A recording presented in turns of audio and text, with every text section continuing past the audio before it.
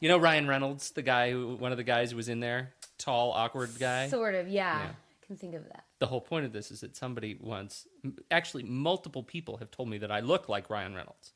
Or maybe that I don't so much look like him, but sometimes you're awkward like him. I'm tall and awkward like him. Thank you. Really, that's awesome. Welcome to the house. All right. We're so glad to have you. Now I've totally lost my place under such pressure. No, yeah. So, what TV shows do you watch right now? Actually, I've gotten really into Dollhouse. Yeah. And I even commented on Kurt's little thing about it. I was like, woohoo! Yeah, Joss Whedon. My whole family is obsessed with Joss Whedon. My brother-in-law has I live in Sunnydale and Joss Whedon onesies for his 1-year-old girl. Oh, that's so and cute. Posters of Angel and stuff. It's really out of control. But I think because of the mania, I resist things that there's mania about. I've yet to see Lord of the Rings because there's too much hype. No, I know. I'm going to. You guys are like, whoa. We're going to be watching now. That's really, you are a hard case. We're going to be watching all 12 hours of that this week. I told Debbie she says she's going to be here all week. That we should make a party out of You're it. just going to have to watch See, all now 12 I can watch them all in sequence. Having waited, I can just do it all at once. Right, so you're doing yourself a favor. Yes. Yes. But you got to do the director's cut, because it's sort of like you had a debt, now you got to pay with interest and watch that You extra need the hour. extra per hour movie. Yeah. per episode. I'll put in that time. I mean, I'm not after everybody really, really trying to get me into Joss Whedon. I watched one episode. I didn't start from the beginning because it was the same thing. I was like, oh, new Joss. And I happened to be at my aunt's house when she was watching it. And she was like, I'm sorry, but I have to watch Dollhouse. And I think it was totally intentional, that it was planned that way. And yeah, within 20 minutes, I was like, this is the best show ever. And I watched all the first couple episodes. And I'm also a Lost freak. Lost is one of those shows for me, though. I can't watch it when it airs. I have to watch it when the season is over, and I know that I will be able to watch consecutively. I have to watch 24 straight hours, and the other one like that, 24. Ironically enough, He does that too. I mean, he will actually watch an entire series in the space of 2 days. There was a time in my life this year that I actually watched an entire oeuvre. I watched every single episode of every Star Trek series. I'm so glad we have this on tape. Wow. I know, is that unfortunate? Let me tell you about this. We calculated it once, and I still haven't told my wife. 22 consecutive days, 24 hours a day. That's what it would have meant. Almost 1/12 of a year. Wow. Is that awful? Why would somebody do that? No, I know. The thing is, I love getting into shows because you attach to the characters, but then sometimes I'm like, God, so much wasted time, really. Why couldn't I have had that feeling before I started my 22 straight day? Well, I didn't. Over a year, I watched just keep thinking a month. What if I were actually trying to songwrite? For a month, a month. You might get half a song out. What you said earlier about it seems like I keep putting stuff. It hasn't felt like that to me at all. Really? It's been feeling Oh, so you're an slow. inspiration. I mean, granted, thank we're only you. connected on Facebook before today, but I'm always like, there's Kurt again with something. You're getting yourself out there, so that's really impressive. Yes, Look I'm at that. impressed. She's so nice. She's so nice. This is Acoustic Conversations, by the way. Hello, everyone. That was It sounded like it was talking about what's on television I know, today. seriously, and we can totally go It's back there. E. I loved all that. No, it's Acoustic Conversations. I'm Pete Wright, and I'm sitting here on the red couch of Chateau AC Convo with Kurt Siffert. Hello. Hello. And today we have our special guest is the really, really nice Lisa Forkish. Really, do people tell you you're a nice person? Yeah, I don't usually get. I'm a mean person. Well, that's probably good. People. Yeah, they don't only say that behind your back. Right. Usually people only compliment me to my face. Yeah. But They compliment. I think they're complimenting you online too. There's a quote about you that I think is in your bio, and I wanted to talk to you about it because it seems like it could be either really nice and sensitive or really horrifying. Yeah. Okay. Lisa Forkish has her heart in her mouth. That actually a very dear friend of mine. I had my first show in Portland a year from this past January. So it was like January 2nd, 2008. And I was at Mississippi Pizza Pub, and it was a full house, and I'd been playing in Boston at bars to crowds of maybe 5, and they had their eye on the Red Sox game. It was like very, very encouraging after what I had experienced. And I was like, wow, I'm going to move to Portland. This is so awesome. And we went out to a bar on Mississippi afterwards, and a good friend of mine was talking to me, and he just went on this rant about my performance and how moved he was. And I hadn't received this kind of a response from a peer yet. I mean, my family and I've noticed my demographic is kind of older, like my mom's generation really like my music. Reaching my peers is I don't know what it is. I'm like an old soul, and I'm totally need to talk more about that. It's a weird thing I'm grappling with recently. I'm not hip, but anyways, he was talking to me, and he's like, yeah, it was just like it was like you're singing.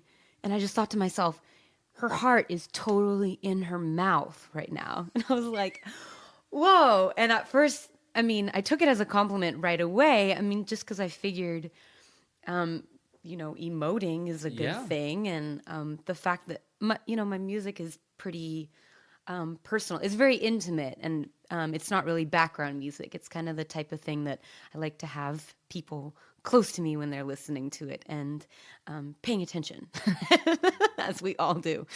But then I thought, that's really unique, and I'm actually going to use that in my bios and in the description of my music, just because it's an image that is pretty striking, but also not one that's used before. It's not a cliche. Heart, I mean, there's a lot of stuff with heart that I could say about myself, but you'd be like, heard that before. I was like, heart in mouth. Mm-hmm. Yeah, it's a great line that you don't want to deconstruct too deeply. No. Because I think I saw that episode of ER. Yeah. Well, and actually, I'm releasing an EP later on this year, and I've decided to title it that. Heart in Mouth. Oh, that's great. No, well, maybe that. Right now, I'm working with Her Heart in Her Mouth. Oh, okay. I was thinking But I it could don't make know. like a good production company name too. Heart and Mouth Productions. Heart and Mouth Production. Heart and Mouth songs. That could be. Yeah. The funny thing is that yesterday I was chatting with a girlfriend of mine about how I have like stomach problems sometimes when I'm sad. Did she ask you if you had your heart in your stomach? Yeah, she was like, I was like, there's a very close connection to my body between my heart and my stomach. It's like anytime my fiance's leaving or something, I always feel sick to my stomach. She's like, your next album should be called Her Heart in Her Stomach. Like, As long as it's not your stomach in your mouth, you'll be fine. Yeah, I mean, that would be taking it a little too far. This is fantastic. Come to Acoustic Conversations. We just write your future. This is fantastic. Yeah. Next is going to be hand in mouth. And then after that, foot in mouth. Foot You've in got to mouth. capture that. Oh, I'm a little course. bit of that too. I've got some good stories about that. So why do you think you're not hip with your demo? It first occurred to me at my last show in Eugene. I played a venue down there called Joe Federigo's. I've been there. It's a good place. It's a good cute little venue. jazz Yeah. club, kind of like an old speakeasy down in the basement, and nice ambiance, and they've got a beautiful grand. And so I like playing there because it's a jazz club, sort of, but they book other stuff. And that's the venue that I like because I don't fit in so much at rock and folk venues. My music is more jazz than anything else, or just in the nature of it with the piano and wanting attention on me. Like Yeah, people that go to sure. your jazz usually sit and listen, Right. But it got to the second set. It had been sort of a mixed bag for the first set. Took a little break, and a couple people came up to say goodbye. Sorry, I'm leaving, and a couple people just kind of wandered out. And it got to the second set, and I was playing, and it was maybe like the third song, and I looked around the room, and I was like, everybody in this room is over the age of 45. And these were the people, they're staying out past their bedtimes. These are the people who wanted to stay for the whole set. People with these people families whose and bedtimes kids is and 9:30. yeah, and they're there at like 10 or maybe 10 to 11, and it was I was like, I wonder what it is about that. How much do you think it is a piano thing? Maybe, yeah. I mean, I think that. Well, I don't know why I'm not hip, you know. I just don't know why. Oh, we could tell. No. No, I mean, yeah, I'm totally open for feedback. But basically, I listen to a lot of music that's current, but I also listen to a lot of music that's not, and probably mostly not. I'm mostly Joni Mitchell is probably my biggest influence. So if you hear a little bit of her and me, that could be that. But I don't think I sound like her as much as I sound like other things. The main feedback that I get about my music is that it sounds like it's from a musical. People are like, this guy in my car, I do rideshare down to California, and this guy was like, sounds like a song from Avenue Q. All right, seriously, there could be a lot worse things to say. That is a great show. Comment about the. What is it? What do you? How does it hit you when somebody says you sound like your musical theater? Well, for the first couple years, I was like, oh, no. Bitter. For some reason, I wanted to be poppy or something in the first couple years. Oh, this is delicious. This is like pre-Berkeley. And then I got to Berkeley, and then I wanted to be more jazz because that was my curriculum, and that was in my body, and that that theory and all of that was incorporating itself into my music. But it's not jazz. I mean, my fiance is a jazz musician. He's like, the definition of jazz is improvised music. So as long as no one's taking solos in your songs, it's not jazz. So, and that's true. Very true. And finally, it was like last summer, I met with a music publisher in Portland who was just like, I played for him on his grand piano, and he put it nicely, less in a way like, oh, you sound like musical theater, like in this way that I wasn't sure how to take. He was like, you sound like you should be under a spotlight at a grand piano at all times when you perform. And I was like, that's such a nicer way to put it. And I was like, okay, so maybe, and his best advice to me was to give in to the musical theater influence thing and work it. So I've come up with some ways to sort of craft my path in a way that will hopefully want to distinguish myself as all artists do. And that's a way to do it, because I don't really know anyone else who's like a singer-songwriter, quote unquote, but musical theater. It's just sort of it's a weird juxtaposition almost. It's like two things that don't usually go together, which is why I'm using the term singer-composer, which was another term that this guy suggested. Is he said, you're a composer, so you should separate yourself from the masses of singer-songwriters. What is the difference between those two? Well, to me, I like that term because without wanting to offend, I am a songwriter, and without wanting to offend what has sort of become a genre in and of itself of singer-songwriters. Yeah, it's like I hear people, I'll say, what kind of music do you play? Oh, it's singer-songwriter. I'm like, that's just a description of what you're doing. That's not, but it's turned into that. And what usually people describe when they use that is usually guitar, usually kind of open micy, more folky, less, I don't want to sound elitist about this, but my songs are very carefully crafted, and everything that I do is intentional. So I do a lot of word painting and things like that make me feel more like I'm composing. And so I liked that term. But I don't know. It's also just a way to distinguish myself. Well, it's a wonderful way to distinguish yourself. Lisa Forkish, would you please indulge us with a song? I would love to. Wonderful. Yeah. Tell us a little bit about what you're going to play. I'm going to do a fairly new one. New in the world of not being in school and writing a ton. I've probably written 4 or 5 songs since last May when I left school, whereas all the songs on my album from the year before, all 10 songs were written in that year. So sort of a slower pace, but I wrote it in the fall, and it's sort of coming from a place of being sad about the season turning.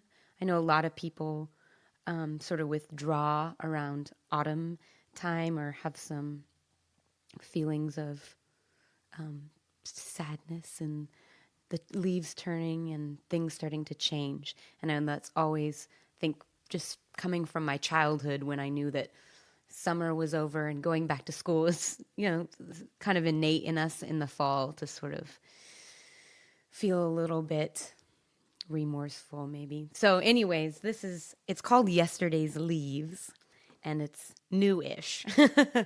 I've only performed it a few times, so.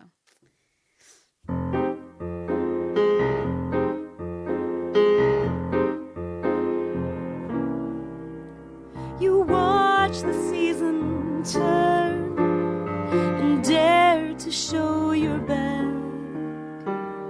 August saw you walk away, you walked away. Face to face with days gone by, green like summer's grass. I'm staring at this precious gray. For now, it's gonna be gray. And they're changing color, they're changing style, and no one ever stops to grieve.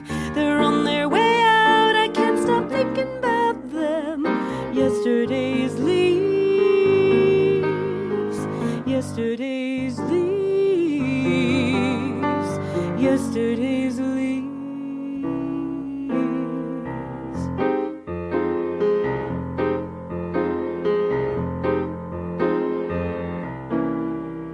Why can't I turn my back this time? I know flowers bloom in the spring.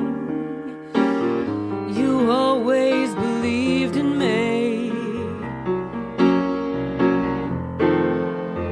And they're changing color, they're changing style, and no one ever stops to grieve. They're on their way out, I can't stop thinking about them. Yesterday's leaves,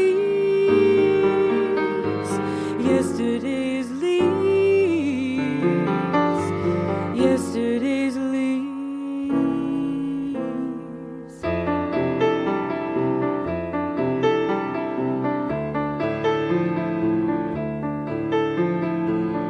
These things we take as fact.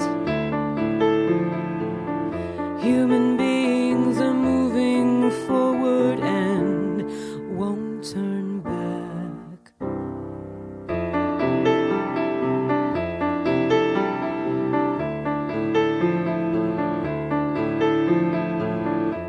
You always rake up your leaves. You always bury your dead. Nothing beautiful stays. Nothing beautiful stays. Nothing beautiful stays. Please stay. Please stay. Yesterday's leaves. Yesterday's leaves. Yesterday's leaves.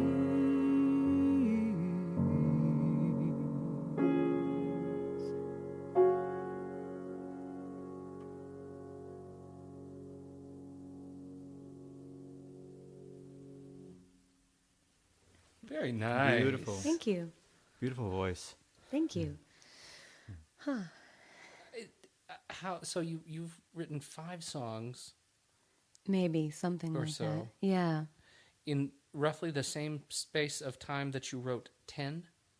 Yeah, pretty much. I think because I was writing freely and creatively when the moment came, and then I had writing assignments for my classes. Write a song, a verse refrain song, turn it in at midterms. So it was, and some of those were throwaways, but really, actually, a good chunk. One of the songs on my album was a theory, like a harmony theory project for one of my music classes that wasn't even songwriting, and several others were from my songwriting classes that ended up on my CD. So that's kind of cool. So we're talking about classes here that were from when you were at Berklee College of Music. Yes. Right? Yeah. I was there from the fall of 2006 until last spring in 2008.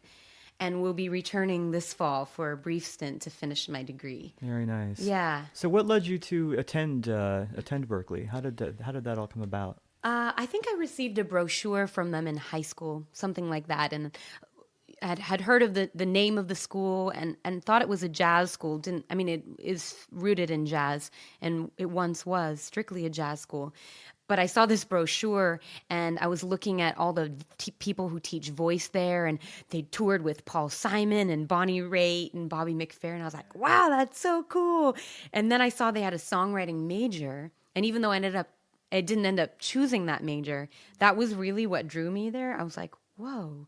Because from the time I was probably 11, when I first went to Lilith Fair, I was like, I'm going to be a singer-songwriter and be like Sarah McLachlan and Ani DeFranco. And I sound nothing like them, but that's where it all came from.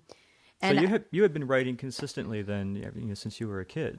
Yeah, I first started writing lyrics when I was maybe 11. I was always a very religious journal writer. My childhood friends still tease me about the fact that even when they'd come over to spend the night, I'd be like, "Oh, excuse me, I have to write in my journal." I had like friends over for sleepovers. Yeah, I never really shared that with anybody, but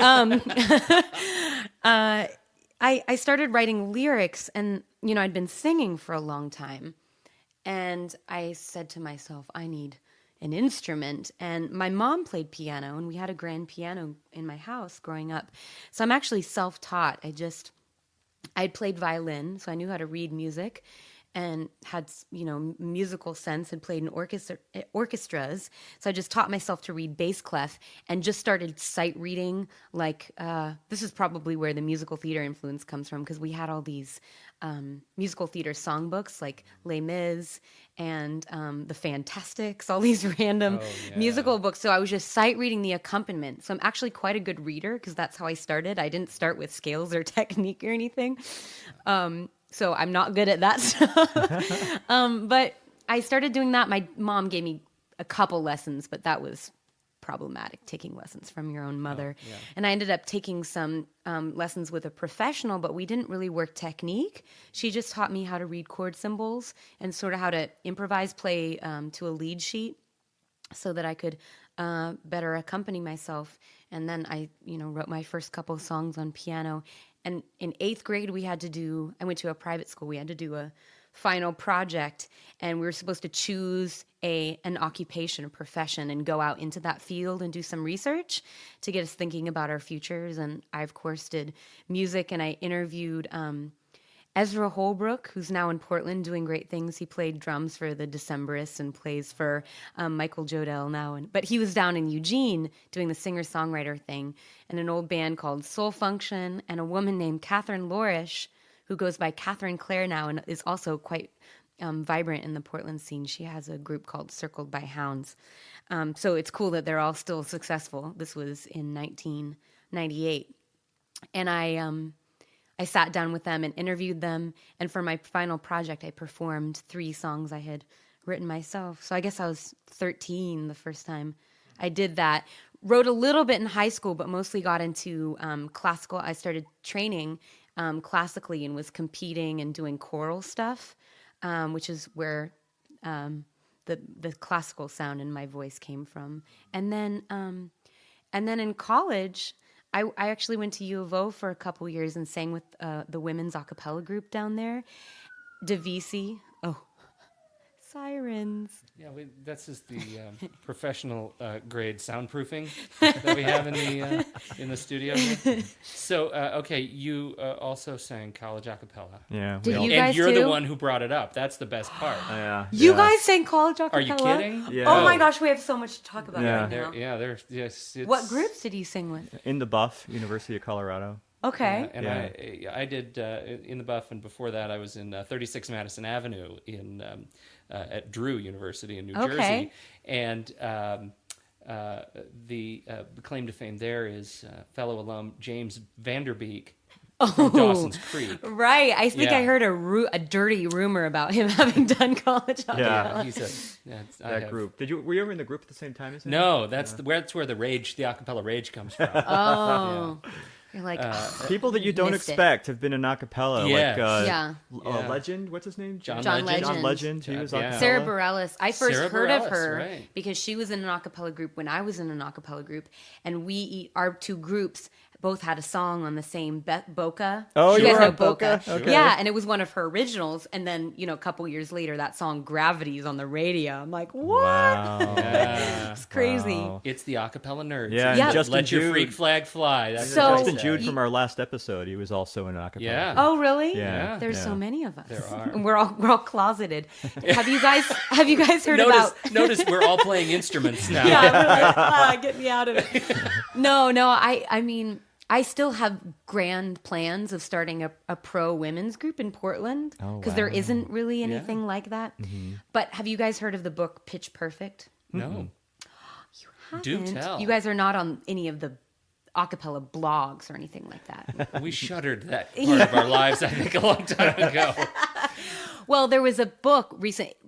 Collegiate acapella is becoming way more popular, as you probably know. And this writer-editor from GQ, who sang in collegiate acapella and then went on to do journalism, he decided to make us famous and wrote a book called Pitch Perfect that's out in stores. You can find it pretty much anywhere. It's now in paperback.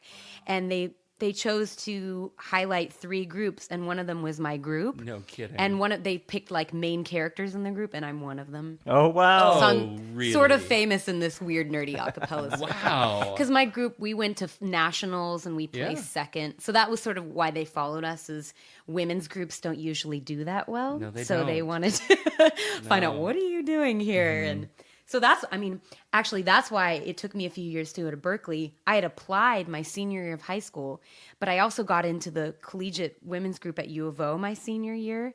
They let me be in it if I took yoga or something at the school. They're like, you technically need to have some credits. So That's it was good. really funny. The bar is low. Yeah. They're like, we That's need you. good. Because I sing low and they needed basses. That's always in demand.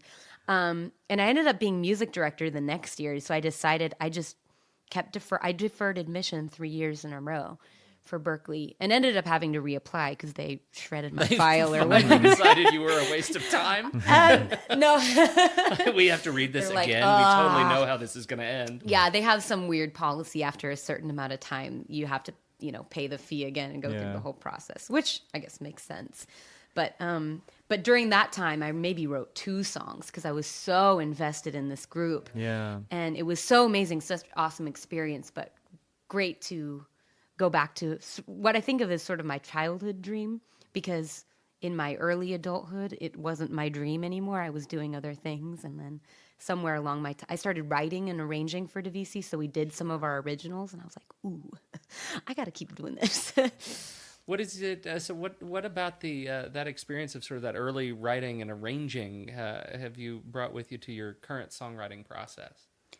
Well, definitely arranging taught me a lot about theory. And I, the piano is an instrument that you have to arrange on. I mean, the thing is, in a way, I wish I played guitar because I could play simpler stuff and it would sound fancier kind of thing. Yeah. Do you know what I mean? How, do. like, you can't just play, like, block chords.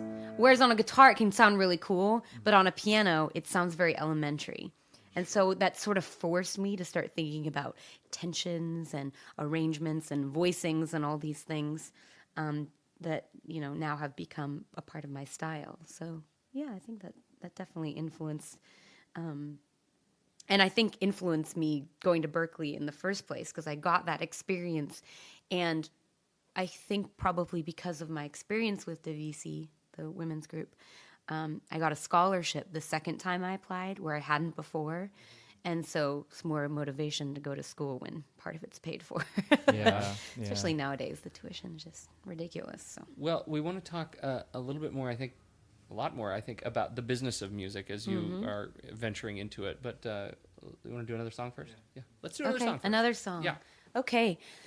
Well, while we're on a roll with my originals, I'll do originals. My new originals is what I mean to say. They're all originals. This is the one that cover band. yeah, I do a little bit of that. This one I wrote last Monday, and I actually wrote it for a competition. It was the only. I'd sort of started writing this song, and then I found out about this competition. I was like, okay, it's just an excuse to get my butt in gear and actually finish something, because I have several unfinished songs that just lie there. And so yeah, it's called Oblivion, and the competition is for a song about alcohol and drug awareness, sponsored by the counseling department at Berklee. And I wanted to write something that had sort of a positive spin on that. I have a lot of songs that are kind of dark, but I'm trying to keep, you know, not too positive, but just sort of that like hint of optimism in there. So that's what this is about.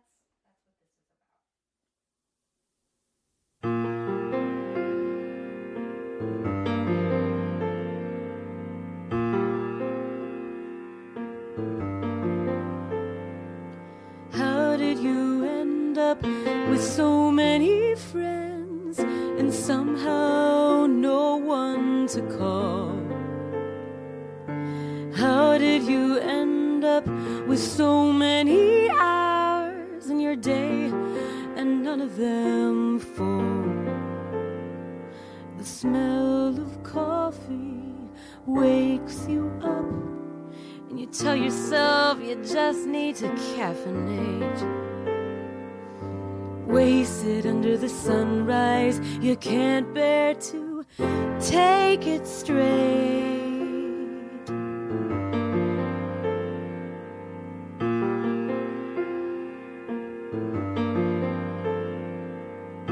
So many horns are honking, blocking the roads up and down your spine.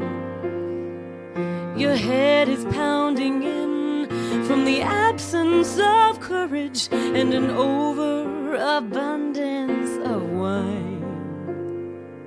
The sound of the wind, it wakes you up, and you wonder where you are, wishing you could pour it all down the drain and only be left with a scar. Morning whispers, darling, you're coming undone. Stand up for the count, you've got to get out of oblivion.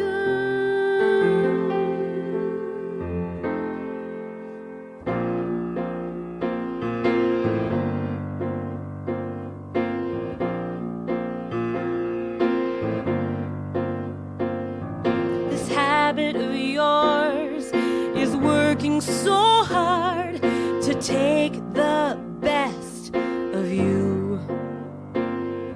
Outside your window, you watch every moment outgrow itself and renew. It's hard to remember what has woken you up every day for the last 10 years. You only dream when you're sleeping, and you never remember those dreams. But today you pinch yourself awake, suddenly knowing how much is at stake. And morning whispers, darling, you're coming undone. Stand up for the count, you've got to get out of oblivion. Morning whispers, darling, you're coming undone. Stand up for the count, you've got to get out of oblivion.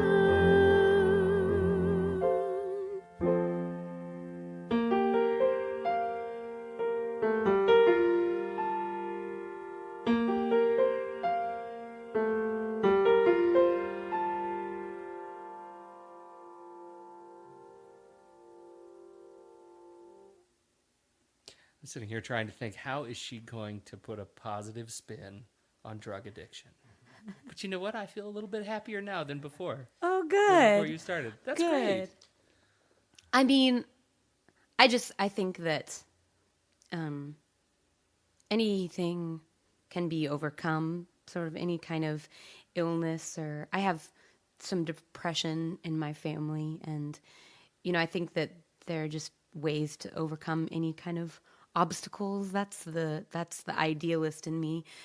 And I know that this song isn't coming from personal experience. I've never had a problem with it, but I've had friends who have, and I've also seen success stories. And I like to write about things. I require that I write about things that aren't just about me, and specifically me and my relationships. Just because there are so many relationship songs out there, and the first million songs I wrote were the first 11 songs I wrote actually were for the boy I loved when I was 11. Oh sure, the angst tunes are rich. Gosh, rich fodder. Yeah, and maybe something about just being secure in a relationship. There's less drama, but I have a couple of cutie little love songs about the guy I'm going to marry. But it's just, I feel like if I'm going to write a relationship song, it is going to be I want it to be different in some way, like a new take on something. Or I've written a couple of songs that I put myself in somebody else's relationship shoes, and it's from the I point of view, but it's a good practice and lesson in empathy too, to do that, I think so. So I'm curious. Well, like in the backstory of how you got to Berkeley, like when was it that you actually started taking playing out seriously? How did that start? Not that long ago. Yeah. My very first, besides I've been performing so much, but in my life, but performing my original music was a big step, and I didn't really have enough songs to start playing out until the end of my first year at Berkeley was when that started. So that was just 2 years ago. Yeah. So what has your experience been like with that? I mean, I kind of see the beginning of people going out and doing the open mics and things like that as being such a guitar oriented scene. Yeah. And so what was that like, just being a pianist, singer while doing that? Especially at a place like Mississippi Pizza. Mm-hmm. What a lousy piano that is. I play it. I do play it. I was just going to say, I was going to ask if you brought your own. No, I know. My whole thing is and I'll even sort of say this on the mic. I'm like, I'd rather play a crappy acoustic than an electric. And so I do actually, I enjoy playing that venue over other places just because there is a piano, and it's usually not in tune, and it's awkward sort of to play an upright. For some reason, even though the grand is bigger, I can angle it. The upright just, whatever. It's not a great angle. But I didn't do a lot of open mics for that reason, probably. Mm-hmm. Had I just been able to have a guitar on my back and wander easily from venue to venue. I mean, a lot more people in the world would have heard me play if I played guitar. It's just the truth about pianists. If you play piano and you only write on piano, less people will hear you, whether it's because, you know, you are at a party somewhere and someone picks up a guitar, or, you know, there's not that portability where I can just, or like I'm in a show every summer at the Oregon Country Fair. If I play guitar, I could just busk, and I wouldn't mind doing that there because I know a lot of people and it would be a good opportunity to sell some CDs.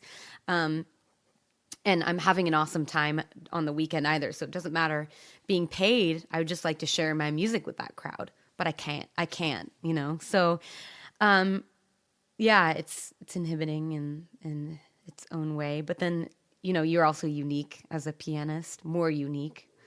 So did you just kind of jump right into, like, you know, you got your 90 minutes of music together or something, and then just started trying to get your own full night gigs together? Yeah, my very first show was with a band I'd put together in Boston. We rehearsed for a couple months.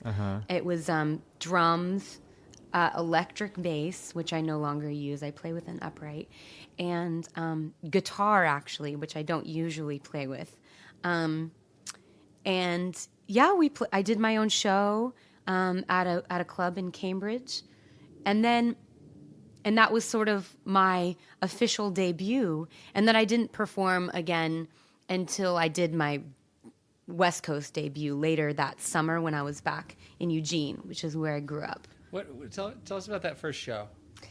It was it was weird. Something about it was like, it didn't feel like it was the first time I had done it, if that makes sense. 'Cause I don't remember being nervous. I don't really remember feeling weird about it. Actually, here's something cool that's really weird about me singing my original music and a physical condition that I have. I have had seasonal allergies since maybe 2004. And what'll happen, go figure, as a singer, most people get like watery eyes and sneezing. My throat just closes up and I lose the entire top half of my range. So I sang with the Oregon Bach Festival, the professional chorus, one summer, and I got accepted to sing. It's a really awesome professional gig, and I turned it down because it was so painful to be singing Bach with my voice in that condition. Sure. But here's what's cool is that started again that spring.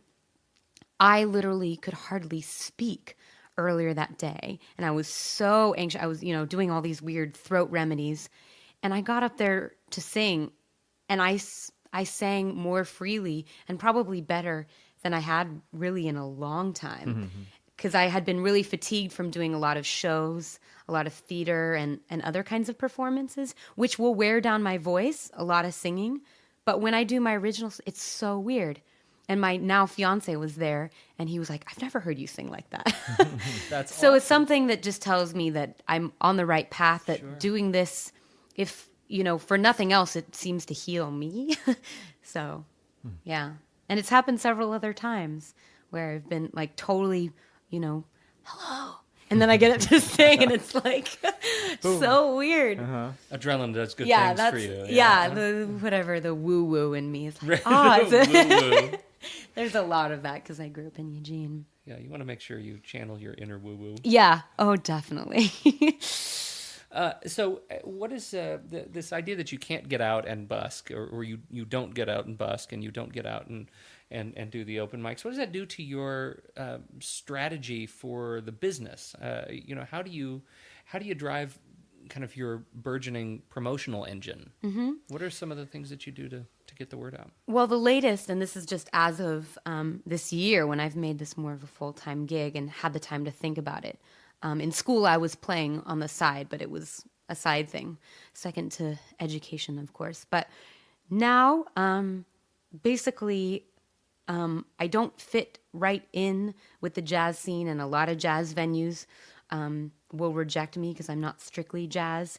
And of course, the theater scene is different than a singing composer because they're putting on productions, like shows. But that's basically my avenue. Where are there pianos? You know, jazz clubs and theaters and places like that. So on the one hand, it maybe means gigging less, but I want to play the right shows. And I've had a couple people sort of advise me, and I agree, not to play all the same venues, sort of the more folky, rocky venues, because I always feel out of place there anyways. So it just works out better this way. Joe Fed's down in Eugene is one of the venues where I really feel like my music complements the venue and the venue complements my music. I like Tony Starlight's. I was just going to mention Tony Starlight. You're playing there with any sort of frequency, or did you just had a show? Quite a bit of frequency. I started playing there last summer, sort of just doing their karaoke and showing up for little showcases. I didn't have my own show until November, and the first two shows that I did there were the first one was a Judy Garland tribute, and the second one was mostly standards. But I included some originals, and just letting it be known that I'm primarily a performing songwriter, and I love singing jazz, and I love doing that kind of a gig as well. But it was nice to be able to sneak them in, and then strategically was able to do my own show, mostly doing originals, and then a few standards snuck in last month with my trio. So that was great, and that sort of paved the way for more shows like that. And Tony's is a great venue for that because there's a piano, and also people sit and listen. They go with a certain expectation.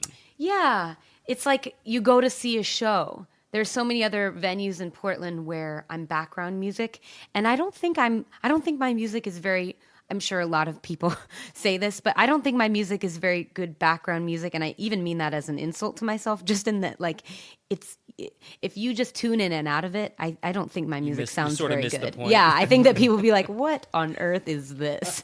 And that's okay with me. It does mean fewer gigs, and I have to be a little more selective about the venues. But what other kind of piano places have you found around the region? I mean, I've found some places with pianos, haven't played shows there yet. Mostly it's jazz clubs, and that's kind of the strategy I'm using is trying to book myself as a jazz singer, and then, and they'll let me sing a couple of originals, and then maybe ultimately when I have more of a name. I'm new to Portland, so not a lot of people want to book me, period, because I'm new, and the economy's bad, and my following is not as big as some other artists. They need to go with the known issue. Yeah, that's I mean that's point. the brutal. So the economy for the economy, it's just something I hadn't thought of. I mean, you think of this sort of struggling singer-songwriter, singer-composer, trying to kickstart a career. It's going to be hard, but the economy has sort of we've got some geographic homogeneity going on here, like people who are booking only the known acts because Yeah, or not even necessarily known, but it's like, there are groups that maybe they're not really popular, but they have like a huge group of people that they can bring to a show. Sure.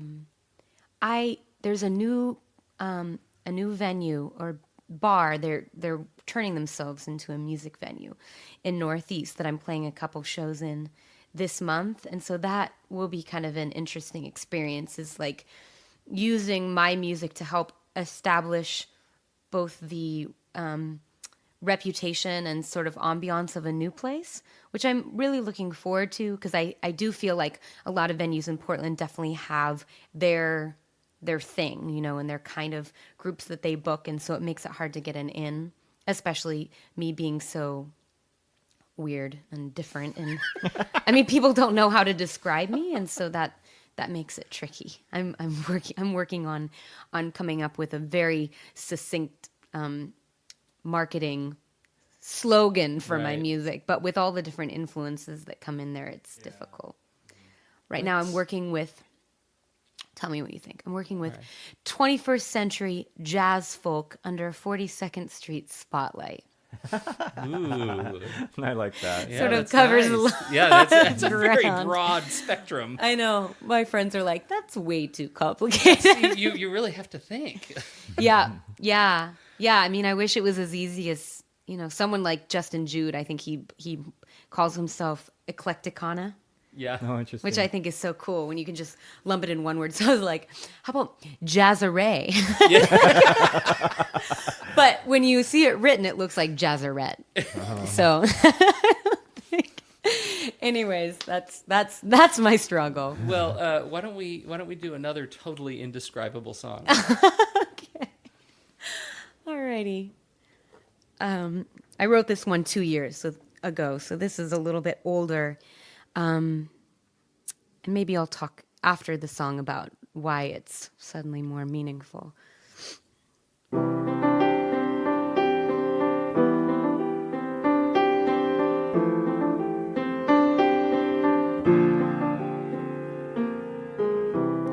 Next to the bed where he rests his head, she plays a sweet song on her lyre. It's midnight now, no guests allowed. She drives the car home to retire.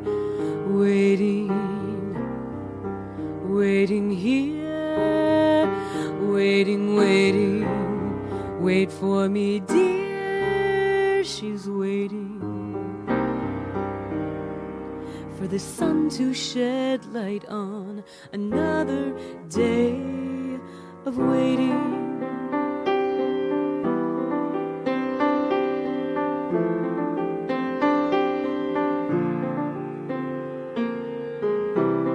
The dew of morn has been reborn. He watches spring come on a TV screen.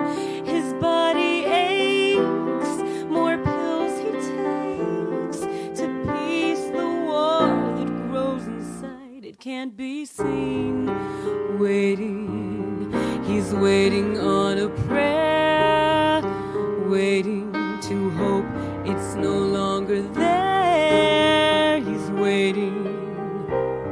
Oh, does he dare let the sun shed light on another day of one tube attach, remove, 2 bites of hospital food, 3 special words from the woman by his side, 1 tumor here, 2 times the fear, 3 words from my father to hear. While I'm waiting,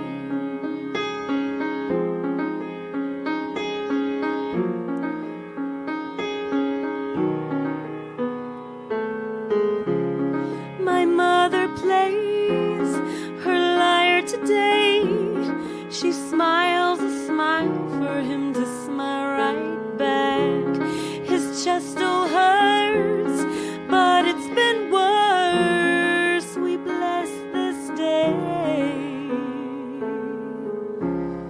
We bless this day, this day, and wait for the sun to shed light on another day of life.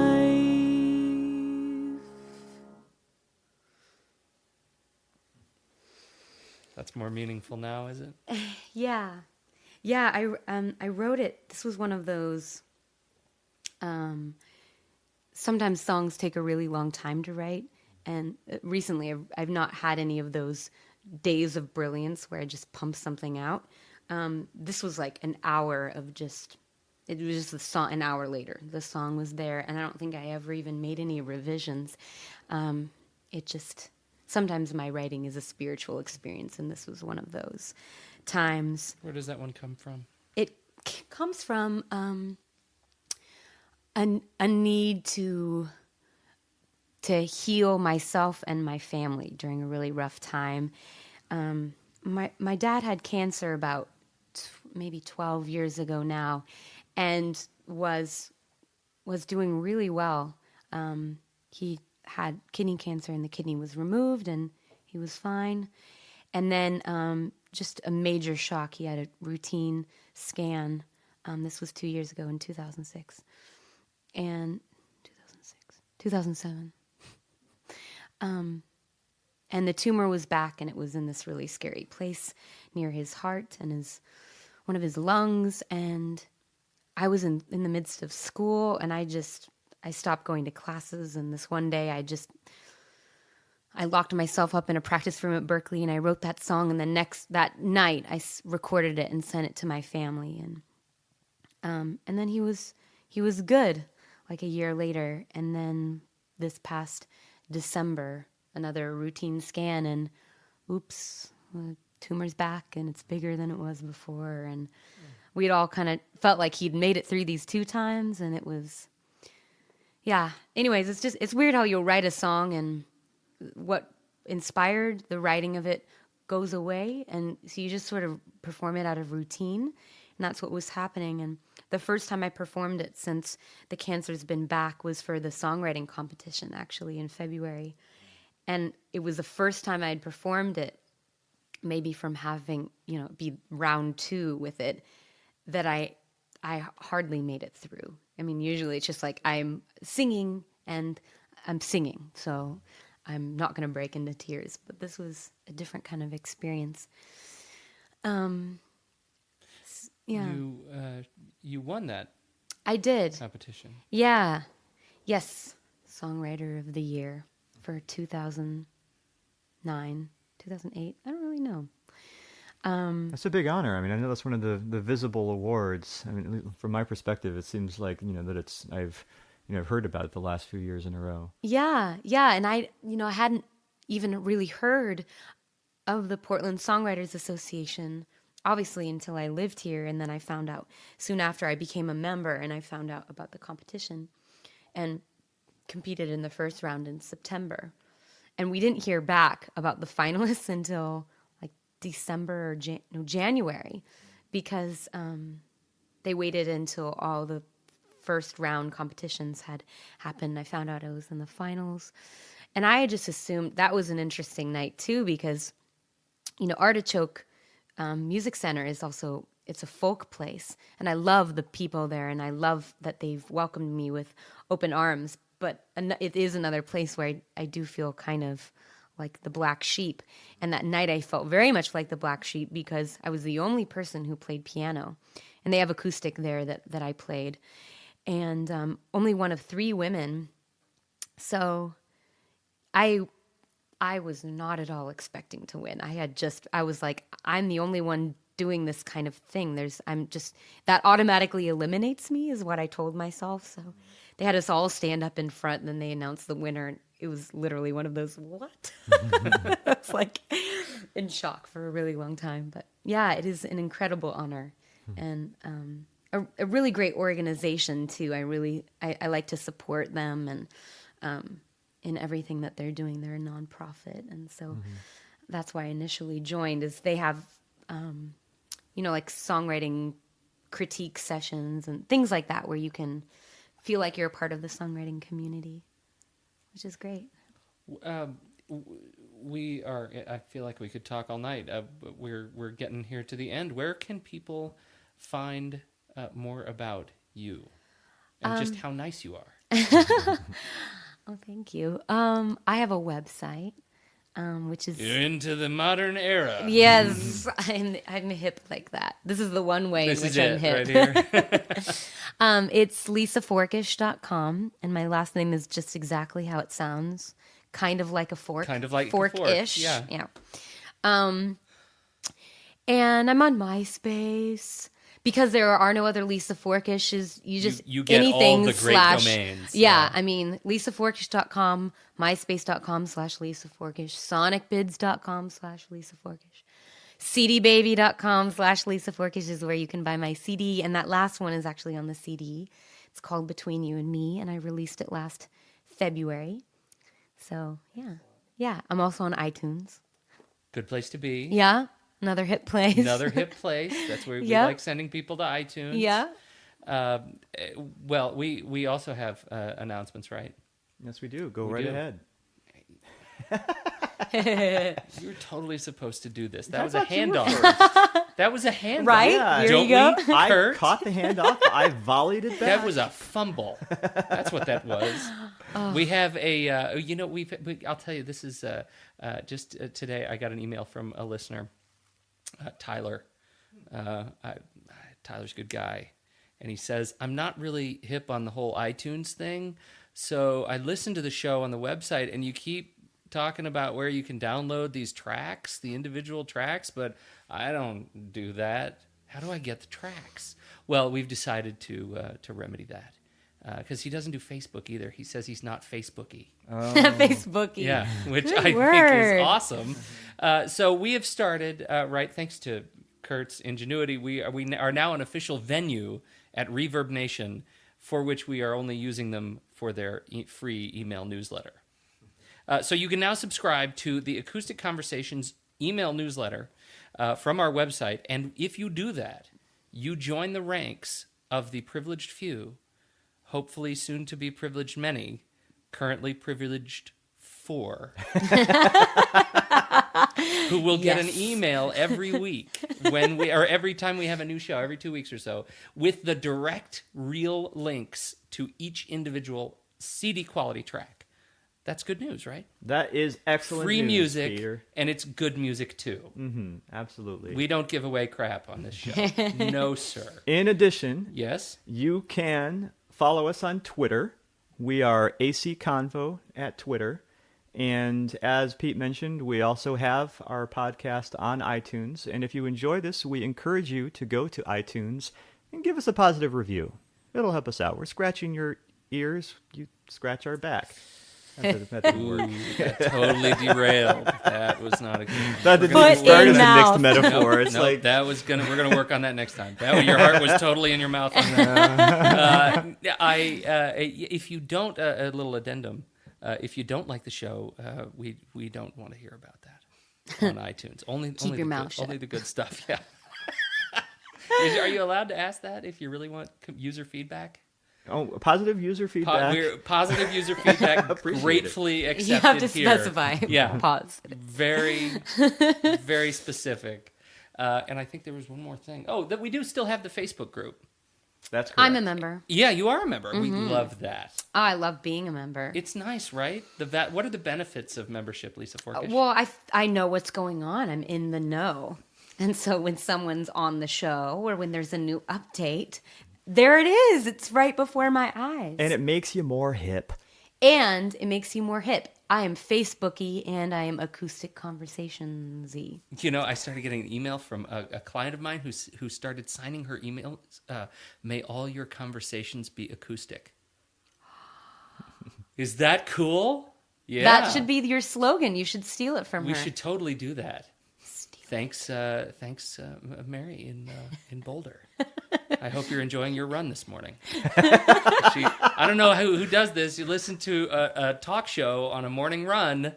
Feels like you're not getting a lot of sort of that juice going, but okay. Whatever floats your boat. I hope you're enjoying your run this morning. Just Mary. got a personalized shout out There from you the go. show. And not only that, our new Tyler Memorial email newsletter on newsletter. So we've got 2 now. And if you would like a personal shout out to the show, then feel free to drop us an email. Yeah, because we don't get a lot. They'll say whatever You will you say want. whatever you want. So I think that's all the self promotion we have this week. Lisa, our deepest thanks for Thank you joining so us. much for having me. This has been a pleasure. It's a real treat to have you here, and Kurt, it's good to see you again. A pleasure as always. On behalf of the lovely Kurt Sifford, I am Pete Wright. This has been We're back to lovely again. Acoustic Conversations. Thank you, everybody.